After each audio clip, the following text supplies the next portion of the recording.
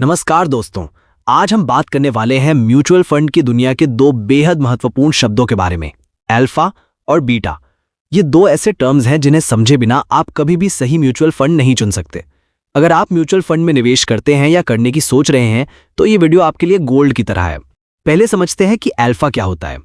दोस्तों, अल्फा का मतलब है कि आपका म्यूचुअल फंड अपने बेंचमार्क के मुकाबले कितना अच्छा या बुरा परफॉर्म कर रहा है। ये फंड मैनेजर की स्किल को मेजर करता है। अल्फा एक परसेंटेज में दिया जाता है और ये बताता है कि फंड ने बेंचमार्क से कितना एक्स्ट्रा रिटर्न दिया है। उदाहरण से समझते हैं। मान लीजिए किसी फंड का बेंचमार्क निफ्टी 50 है। अगर निफ्टी 50 ने 12% रिटर्न दिया और आपके फंड ने 15% रिटर्न दिया तो फंड का अल्फा है 3%। यानी फंड मैनेजर ने अपनी स्टॉक पिकिंग स्किल से 3% एक्स्ट्रा रिटर्न दिलाया है। अल्फा का बेसलाइन 0 है। अगर अल्फा 0 है तो फंड बेंचमार्क के बराबर परफॉर्म कर रहा है। पॉजिटिव अल्फा मतलब फंड ने बेंचमार्क को बीट किया है। नेगेटिव अल्फा मतलब फंड अंडर परफॉर्म कर रहा है। अब जानते हैं बीटा क्या होता है। बीटा एक बहुत ही इंटरेस्टिंग कॉन्सेप्ट है जो फंड की वॉलेटिलिटी को मेजर करता है। यह बताता है कि मार्केट के साथ आपका फंड कितना मूव करता है। बीटा का बेसलाइन 1 है। अगर फंड का बीटा 1 है तो मार्केट 10% ऊपर जाने पर फंड भी 10% ऊपर जाएगा। अगर बीटा 1.5 है तो मार्केट 10% जाने पर फंड 15% जाएगा। कॉन्वर्सली, मार्केट 10% नीचे गिरे तो फंड 15% नीचे गिरेगा। बीटा कम होना यानी कम रिस्क, बीटा ज्यादा होना यानी ज्यादा रिस्क। कंजर्वेटिव इन्वेस्टर्स को लो बीटा वाले फंड्स चूज करने चाहिए। Aggressive investors high beta funds ले सकते हैं हायर रिटर्न्स के लिए। अल्फा बीटा की कैलकुलेशन कैसे होती है? अल्फा का फॉर्मूला है alpha is equal to fund return minus risk free rate minus benchmark return minus risk free rate into beta.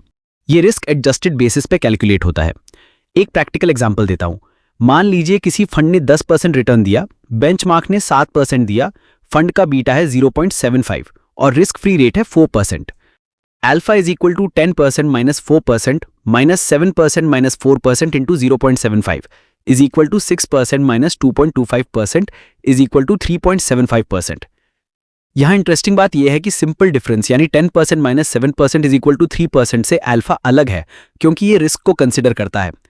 Beta का फॉर्मूला है कोवेरिएंस अपॉन वेरिएंस, लेकिन प्रैक्टिकली ये वैल्यूज फंड फैक्ट शीट्स में readily available मिल जाती हैं।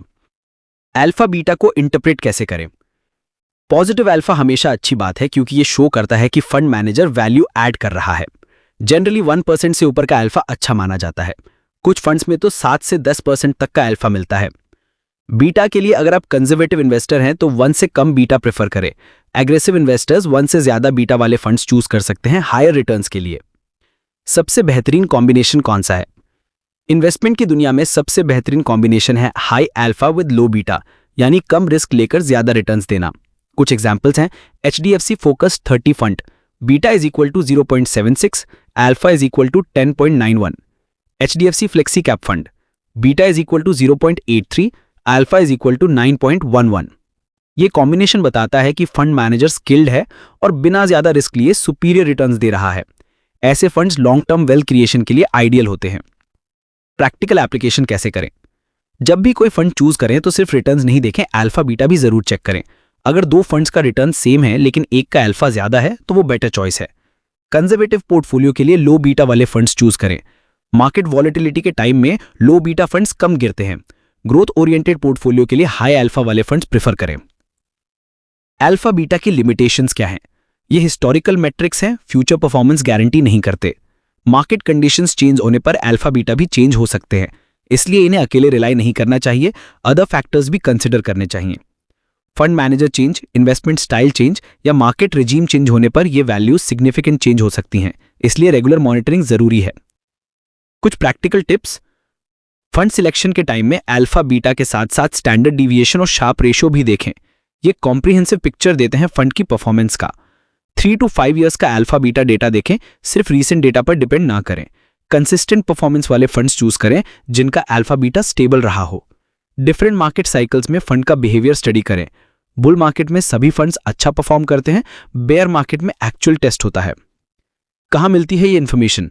हर fund की fact sheet में alpha beta clearly mentioned होते हैं। वैल्यू रिसर्च, मॉर्निंगस्टार जैसी वेबसाइट्स पर यह डेटा इजीली अवेलेबल है। फंड हाउस की वेबसाइट्स पर भी डिटेल्ड फंड इन्फॉर्मेशन मिल जाती है। दोस्तों, अल्फा और बीटा म्यूचुअल फंड सिलेक्शन के लिए बेहद इंपॉर्टेंट मैट्रिक्स हैं। अल्फा बताता है कि फंड मैनेजर कितना स्किल्ड है, बीटा बताता है कि फंड कितना रिस्की है। बेस्ट कॉम्बिनेशन है high alpha with reasonable beta. ये मैट्रिक्स यूज करके आप बेहतर इन्वेस्टमेंट डिसीजंस ले सकते हैं और लॉन्ग टर्म में सुपीरियर रिटर्न्स पा सकते हैं। लेकिन रिमेंबर करें कि ये पास्ट परफॉर्मेंस इंडिकेटर्स हैं, फ्यूचर गारंटी नहीं।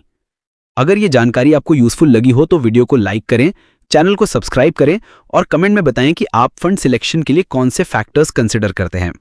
नेक्स्ट वीडियो में हम स्टैंडर्ड डिविएशन और शार्प रेशियो के बारे में डिटेल में बात करेंगे। तब तक के लिए समझदारी से इन्वेस्ट करिए।